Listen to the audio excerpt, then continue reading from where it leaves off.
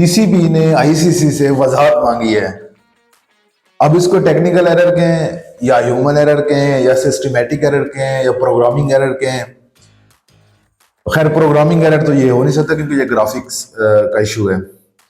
पाकिस्तान ने आईसीसी को कहा है कि हमें एक्सप्लेनेशन दें कि इंडिया और बांग्लादेश के दरमियान जो मैच हुआ था आईसीसी चैंपियन ट्रॉफी का दुबई में, उसकी लाइव स्ट्रीमिंग में, लाइव ब्रॉडकास्टिंग में आईसीसी के लोगों के नीचे पाकिस्तान का नेम नहीं था।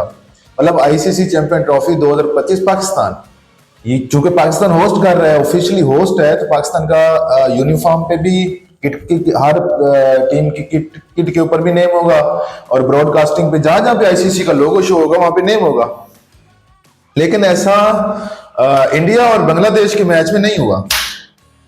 उससे पहले जो 27 मैच था उसमें शो हो रहा था और उसके बाद जो थर्ड मैच हुआ है साउथ अफ्रीका और अफगानिस्तान के दरमियान उसमें भी शो हो रहा था। लेकिन ये सिर्फ इंडिया वाले मैच में गैप क्यों था? तो आईसीसी ने पीसीबी ने आईसीसी को कहा कि इसकी हमें वजाहत दें। अब देखिए ये जो ग्राफिक्स होते हैं ना, ये ऑलरेडी टूर्नामेंट स्टार्ट होने से पहले तैयार किए जाते हैं।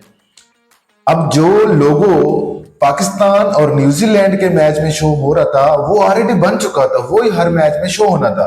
तो ये टेक्निकली एरर हम इसको नहीं कह सकते क्योंकि जो ग्राफिक्स बनते हैं, जो लोगो बनते हैं, वो टूर्नामेंट से पहले डिसाइड किए जाते हैं, वही एक दफा बन जाते हैं।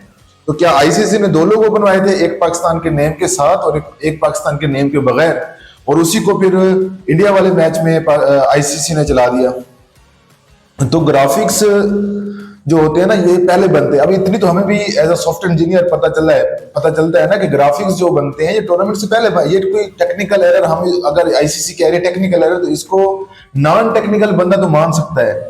जो आम फैन है क्रिकेट का, जो जिसको नहीं पता टेक्नोलॉजी का, वो तो मान सकता है। लेकिन ऐसा नहीं है, ग्राफिक्स पहले तैयार किए जाते हैं। अब ये जो आईसीसी को ग्राफिक्स देती है ये यूके बेस्ड कंपनी है, यूके बेस्ड ग्राफिक्स की एक कंपनी है जो आईसीसी के सारे graphics under the ICC supervision तैयार करती है और प्रोड्यूस करती है और देती है।